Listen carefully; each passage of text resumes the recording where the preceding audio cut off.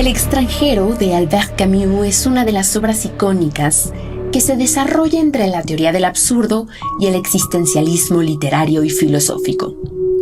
Meursault es un oficinista de 30 años que vive sin sobresaltos ni complicaciones hasta que, al regresar del funeral de su madre, se reencuentra con una antigua compañera de trabajo. Asisten al cine y terminan teniendo un encuentro íntimo. Ante el desencadenamiento de una serie de sucesos, su posible amoralidad o hedonismo nos muestra a un ser humano que vive los prejuicios de una sociedad cuyas instituciones de impartición de justicia resultan tan absurdas como la vida del protagonista. El maestro Alberto Jimmy Montero profundizará en esta obra el día de hoy. Acompáñanos. Bienvenidas, bienvenidos a una emisión más de Cultural Derecho. Mi nombre es Diego Guerrero y el día de hoy vamos a hablar de una película que habla sobre la venganza, sobre la traición, sobre la serie de valores que podemos tener tanto en forma individual, pero también como de forma colectiva. Y para ello me acompaña mi querido amigo, el maestro Jimmy Alberto Montero, quien es además el director recién designado del Seminario de Filosofía del Derecho. Jimmy, bienvenido aquí a Cultural Derecho. Muchísimas gracias, Diego, por la amable invitación. De verdad es un verdadero honor estar aquí en este programa tan importante para la difusión de la cultura jurídica, de una aproximación distinta al derecho, y me parece también como una muestra de todo el gran trabajo que se realiza aquí en nuestra alma mater, la Facultad de Derecho de la UNAM. Vamos a hablar sobre esta película que también, empezaremos con el libro del extranjero de Albert Camus y que además hizo esta versión filmográfica con este Visconti, que es quien se encarga de hacer la realidad de esa manera. ¿Por qué elegiste esta película y qué llamó tu atención de la misma? Hay varias razones. La primera de ellas, Camus ha sido un autor que he seguido de cerca, he leído gran parte de su obra y me atrae particularmente el existencialismo. Ya no solamente de la mano de Camus, sino también de Jean-Paul Sartre, ¿no? De otro gran existencialista, aún y a pesar de las diferencias que existieron entre ellos. Y otra razón es sin duda la maestría en la dirección de la propia película de Luchino Visconti, ¿no? Esa manera de retratar, de darnos estas imágenes que nos permiten sensibilizarnos a lo que la propia obra literaria nos presenta. ¿Qué pretende transmitirnos esta película o cuáles son los elementos que vamos detectando dentro de la misma?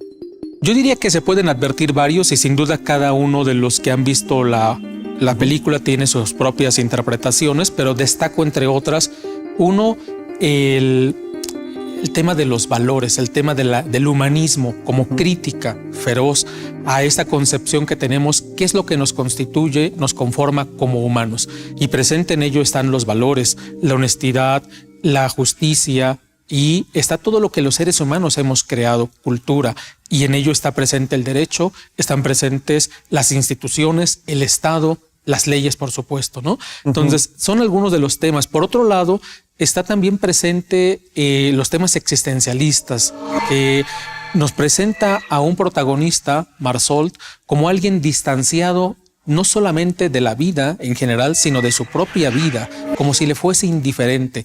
Pero este apartamiento puede también fungir como un mirador particular para precisamente ver que la vida es aquello que nos está sucediendo y que no requiere ser tan fantástico porque habitualmente estamos inmersos en la cotidianidad, ¿no? Entonces hay algunos temas que van ahí entrelazándose, está mediando un juicio además, y recordemos cómo inicia la película, justo con la llegada de Marsoldt y su presentación ante el fiscal, quien le interroga respecto de lo que ha ocurrido, ¿no? ¿Qué es lo que tiene usted que decir en su defensa? Y justo el corte ocurre cuando responde, mi defensa es muy simple, ¿no?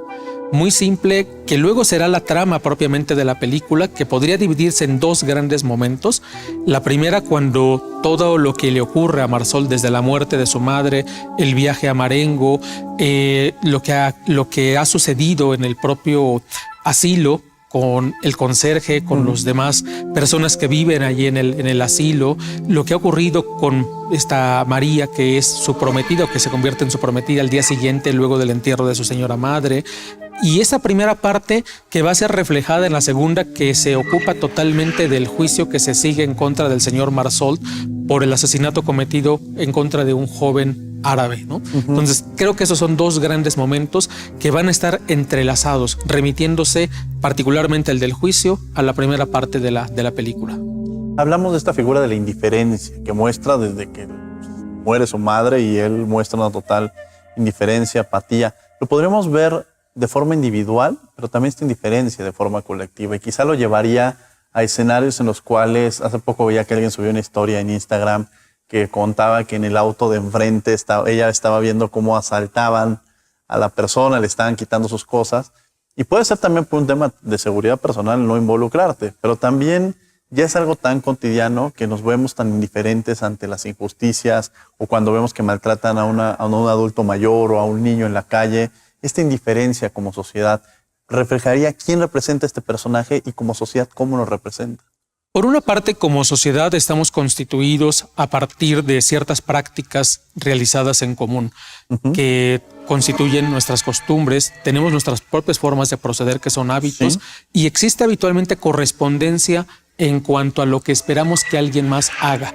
En el caso de señor Marsol, lo que espera el conserje, lo que esperan los que acompañaron a su señora madre, es alguien que esté al menos entristecido, que llore, que muestre algún rasgo de sufrimiento, de contrición, de dolor ante la muerte de un ser tan querido, tan cercano como es su madre, ¿no? Sin embargo, justo lo que hace Marsol es ni siquiera querer ver a su señora madre ya en el féretro, sino mantenerse distante, como si fuera ajeno, como si el hecho simplemente transcurriera. No va a cambiar, no va a modificar el hecho porque él llore o porque él muestre algún signo de sufrimiento, ¿no?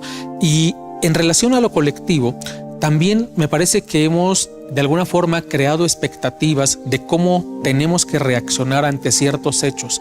Esperamos de los otros seres humanos que seamos solidarios, que seamos empáticos, que encarnemos la bonomía, que seamos virtuosos, para decirlo en una palabra. Y en este sentido el derecho juega un papel crucial porque procura ordenar nuestra vida precisamente para la realización de aquello que consideramos que sea valioso y castiga a quienes no lo hemos realizado. Quienes estamos en posibilidad de ayudar y no lo hacemos sin tener una justificación que dé cuenta racionalmente aceptable de por qué no lo hemos hecho, puede ser objeto de ser sancionado, ¿no? Y en el caso del señor Marsol, justo lo que se reprocha es este distanciamiento, pero como una falta de empatía, como una no muestra de aquello que todos los demás esperan que hubiera ocurrido normalmente, ¿no? Lo que nos lleva a pensar, ¿en realidad es una ficción la vida?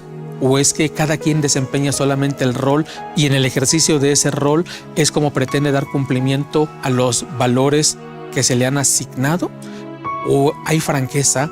¿O qué es lo que está ocurriendo, no? La subjetividad, ¿no? Porque hablas un poco de esta parte que puede ser subjetiva en el tema de los valores, esta subjetividad, bueno, dicen, debería comportarse de cierta manera frente a la muerte de su madre, y quizás es como la vida, ¿no? El amor o los sentimientos o los duelos, cada uno los vive distinto. Claro.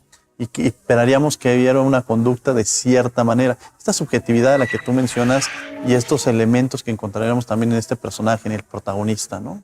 Sí, sin duda que la subjetividad de Marsol puede permitirnos visibilizar lo que sea una crítica a una sociedad que se está desmoronando literalmente cuando Camus escribe la obra. 1942 es la fecha en que se publica y es una fecha trágica en sentido general de nuestra historia universal, porque la Segunda Guerra Mundial está en curso y están en curso el asesinato de miles de seres humanos en los frentes de batalla.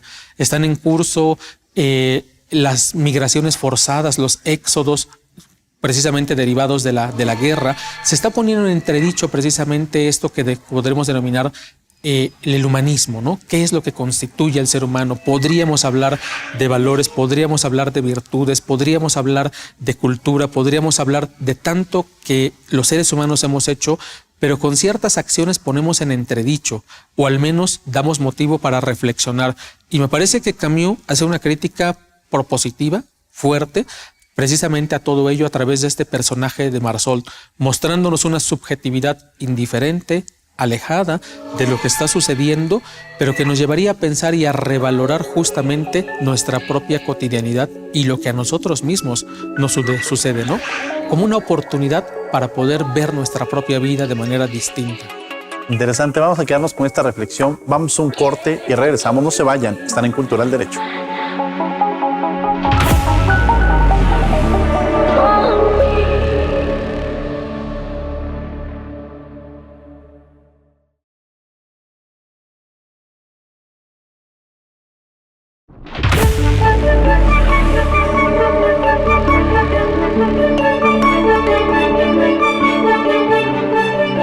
Estamos de regreso en Cultural Derecho platicando de esta película El extranjero, del libro precisamente Albert Camus, en la cual, bueno, Visconti nos lo lleva a la pantalla para hacer esta serie de reflexiones y valorizarla, y estamos con el maestro Jimmy Alberto Montero, quien es catedrático en nuestra Facultad de Derecho. Jimmy, ¿quién es el extranjero o quiénes son los extranjeros en esta reflexión que hacemos dentro de la película y también en nuestro mundo? Se puede ver desde varias perspectivas. Una de ellas, que probablemente coincida con algún interés del propio escritor Albert Camus, fue poner en evidencia estas diferencias o estos tratos diferenciados respecto de los árabes y los franceses. Estamos hablando de Argelia, estamos hablando de Marengo, estamos hablando de un lugar que al final de cuentas política, económicamente fue ocupado por Francia, ¿no? Y que hubo sendas guerras de liberación para el caso de Argelia, ¿no? Y estamos hablando también de que está presente el tema de los árabes ya desde aquel entonces, y me parece que el extranjero, por un lado, tiene varios significados. Uno, el que está apartado de sí, de su vida y de la vida de los demás, ¿no? El extraño, el que resulta extraño o resulta ajeno a la vida. Pero también es el que nos resulta extraño y ajeno a nosotros, ¿no? Bien puede ser el caso de alguien que encarne a quien está no justificadamente ocupando una posición o un lugar en donde no debería históricamente estar, ¿no? O bien aquel que socialmente no logra encajar, no logra acomodarse porque no satisface cabalmente los roles que se han preasignado para que cada uno de nosotros podamos desempeñar, ¿no? Entonces creo que podrían ser algunos de los sentidos, y esto es lo que pone en entredicho y causa desconcierto del señor Marsoldt, ¿no? Que no se conduzca como habitualmente alguien se conduciría enfrentando los hechos que al señor Marsoldt le suceden. Un ejemplo de ello, cuando su prometida o quien se hace prometida le pregunta, ¿me amas? Y él lo piensa unos segundos y le dice, me parece que no. En verdad es una respuesta lacerante, hiriente para alguien que espera una respuesta distinta. Estamos hablando de uno de los temas más importantes de los seres humanos, el amor. ¿Y cuál es la respuesta de Marsoldt? Con toda franqueza y dureza, decir que tal vez no. Entonces, igual, cuando en el juicio se llega al final del juicio y el juez le pregunta, después de que hemos desarrollado todo lo concerniente a lo que ha sucedido, hay algo que no logro explicarme, le dice el juez. ¿Cuál fue la razón? ¿Qué motivos existieron para que asesinara al joven árabe? Y Marsoldt lo piensa y al final lo dice, no lo sé, tal vez fue el sol. Es decir, eso no es una justificación que nadie espere que alguien responda, ¿no? Pero es muy descriptivo, Marsoldt, es muy descriptivo y justamente alude, si recordamos la secuencia, cuando Marsoldt camina en la playa, primeramente se encuentra sin fuerzas para subir la escalera que lo lleva a la casa de playa.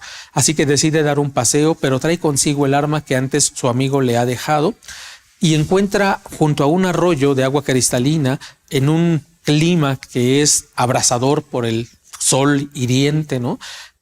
Y encuentra al árabe justamente allí. Recordemos que todo parece jugar en contra del propio Marsoldt, pero nadie aceptaría que sería justificación para disparar en contra del árabe. Es un rayo de sol el que lo enceguece cuando se refleja en el filo de la navaja, y esto le hace, quizá provoca el primer disparo sin justificación. Y los otros 4 disparos es algo que resulta completamente irracional e incomprensible para la autoridad judicial. No hay justificación para los otros 4 disparos.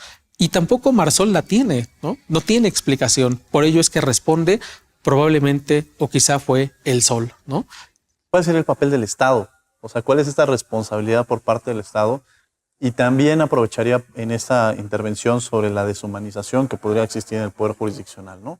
esta falta de empatía o falta de escuchar a veces y querernos llevar, porque pareciera que a veces el juzgador o los abogados nos ven de forma cuadrada y que nada más respondemos de acuerdo a los hechos que se nos van presentando y de acuerdo a la ley. Pero hay una parte humana que nos lleva a escuchar, a entender las necesidades que tiene alguien con algún problema, un cliente, verlo así, o alguien que se presenta con un abogado es porque requiere ese apoyo, esa humanización, la parte humana de entender.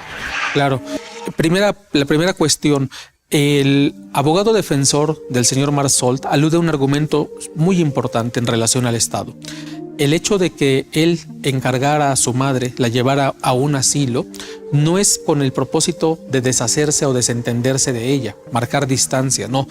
El abogado defensor dice, el señor Marsoldt confía en el Estado, confía en sus instituciones, en sus leyes y en la justicia, tan es así que ha dejado que el Estado se ocupe de su señora madre.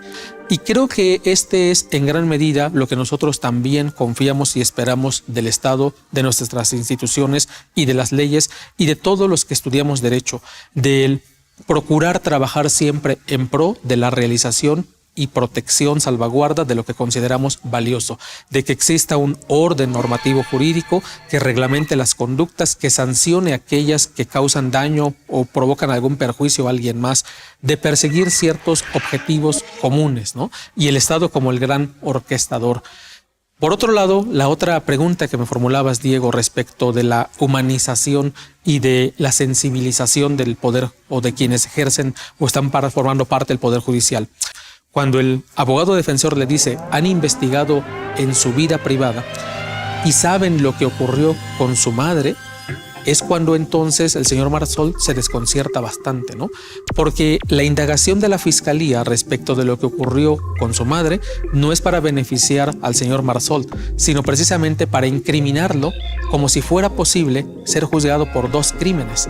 El crimen del árabe al que él asesinó con un arma de fuego, pero también por desentendimiento, apatía, indiferencia o falta justamente de expresar alguna mueca respecto de la muerte de su propia madre, como si también fuera responsable de ello, ¿no? Entonces aquí vemos que sí se está yendo a esta subjetividad, a este tratar de entender al personaje, pero no para bien del propio personaje. Y podríamos preguntarnos si eso sería justo por parte de la fiscalía, utilizar todos estos argumentos, ¿no?, para llevarlos en contra del propio Marsoldt. Creo que las pretensiones, cuando se habla siempre de tomar en consideración al sujeto, su circunstancia, lo que ha acaecido en su vida, que nos permitiría comprender el por qué actúa de esa manera, es para favorecerlo, no tanto para perjudicarlo, ¿no? Martha Nussbaum decía, por ejemplo, en Justicia Poética, que esta sensibilidad literaria precisamente es la que permite que podamos aproximarnos para tratar de comprender a la persona y descubrir el porqué de sus acciones, ¿no? O encontraríamos alguna justificación sin duda en su vida. No que esto legitime el que haya sido legal o no lo que ha realizado, sino simplemente tratar de entenderlo como alguien más, como otro ser humano. Sí, vamos a tener que ir a un corte, pero regresamos, no se vayan, están en Cultura al Derecho.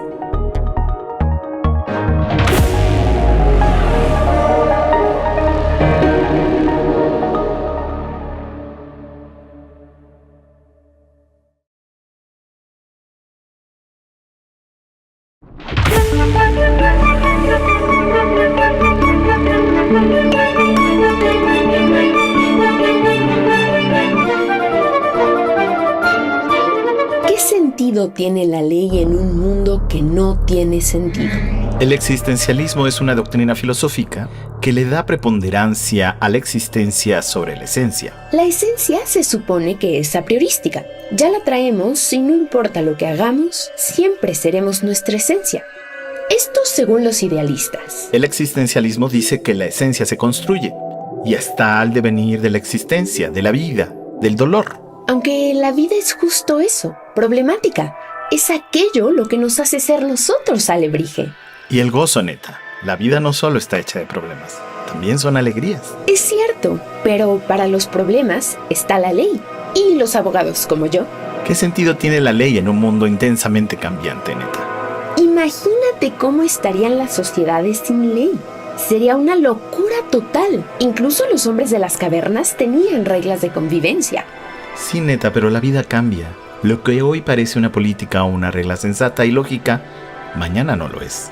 ¿Qué pasaría, Alebrije, si mañana no tenemos ley?